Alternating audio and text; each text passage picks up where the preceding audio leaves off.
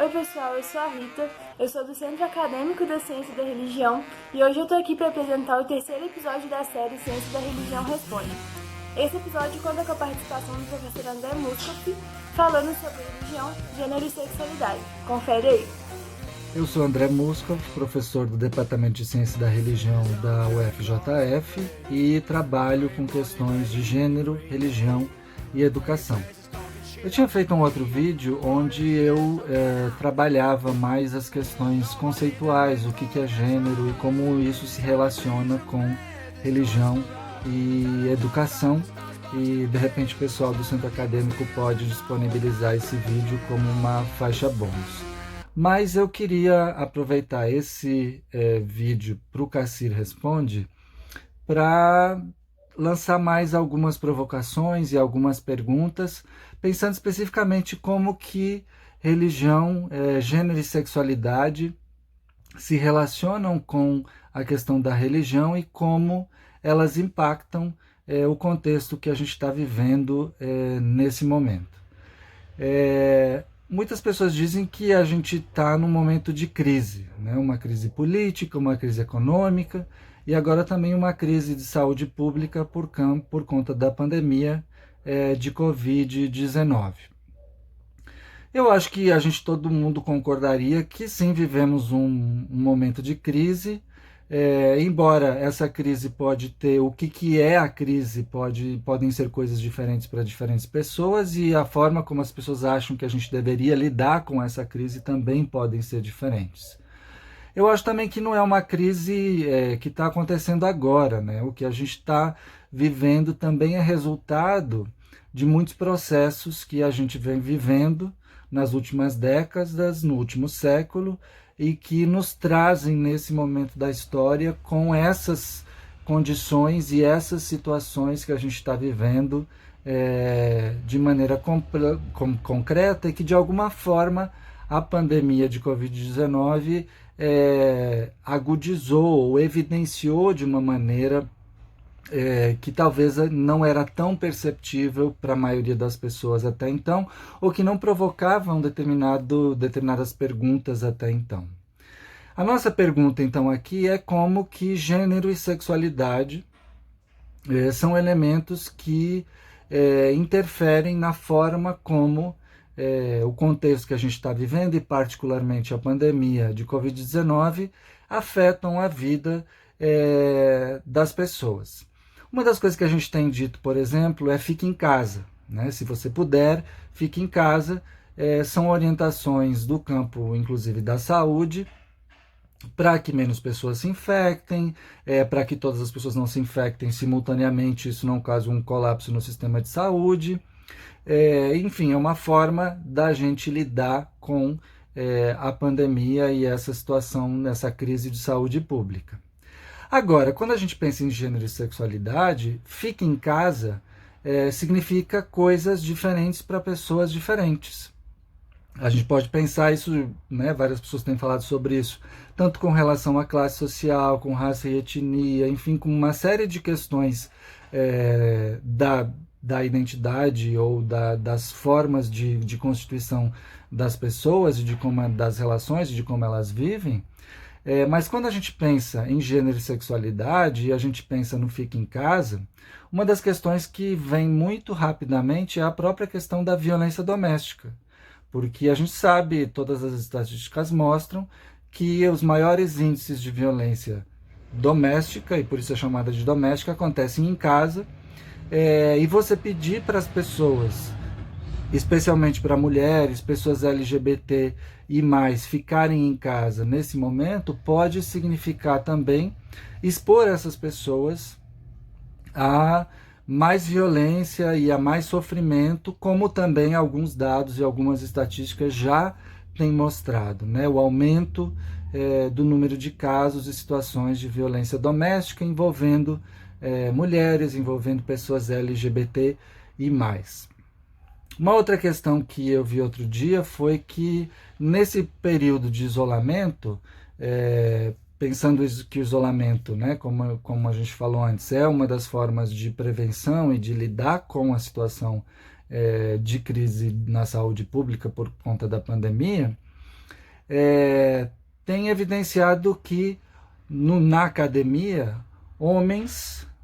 intelectuais homens, têm produzido, escrito artigos, textos, livros, publicações, enfim, mais do que mulheres intelectuais que atuam na academia. Isso coloca várias perguntas para a gente, né? Por que homens nessa situação de isolamento produzem mais do que homens, mais do que mulheres? Quais são as condições que fazem ou que garantem a possibilidade de objetivas e subjetivas de que homens possam produzir ou que mulheres não se sintam tão à vontade ou tão produtivas nesse processo por conta de diferentes preocupações, de diferentes atividades em que homens e mulheres estão envolvidas e envolvidos também durante esse processo. A outra pergunta que a gente faz é como que a religião entra nisso, né? E como se relaciona com o gênero. Outros colegas já falaram sobre outras questões importantes, né, da relação da religião com a situação de pandemia, e a minha questão aqui é muito mais como que a religião se relaciona com o gênero e sexualidade nesse contexto de pandemia. Uma das coisas que a gente viu, por exemplo, é que algumas lideranças e algumas instituições religiosas têm defendido que não se feche os templos, que se mantenha os encontros, as reuniões, enfim, as atividades que geram aglomeração de pessoas e, por isso, estariam contra as orientações do campo da saúde de prevenção nesse momento da pandemia. Isso pode repercutir de maneiras muito diferentes na vida de homens e de mulheres, ou mesmo de pessoas LGBTI+, por exemplo. A gente sabe que grande parte do público e das pessoas mais assíduas às atividades nas igrejas são as mulheres. Então, o que significa para elas o fato de que as atividades religiosas na igreja estão suspensas e elas não vão mais participar presencialmente dessas atividades? Por um lado, pode significar, né, isso pode afetar negativamente a experiência dessas mulheres, que muitas vezes estão restritas ao espaço doméstico, e a única oportunidade que elas têm de sociabilidade são essas atividades religiosas, e fazer com que elas, enfim, se sintam ainda mais isoladas, mais sozinhas, e sofram negativamente. Por outro lado, se elas frequentam igrejas que reforçam o papel de submissão e de exploração das mulheres, não frequentar essas atividades e, por exemplo, assistir a outras atividades alternativas,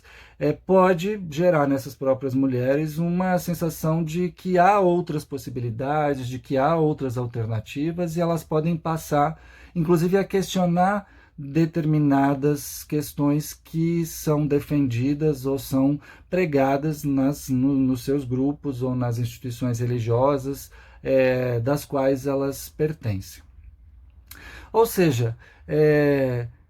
difícil avaliar e dizer que há um impacto positivo, que há um impacto negativo, ou qual vai ser o impacto. E aí justamente a importância da universidade, eu digo isso sempre muito nas minhas aulas,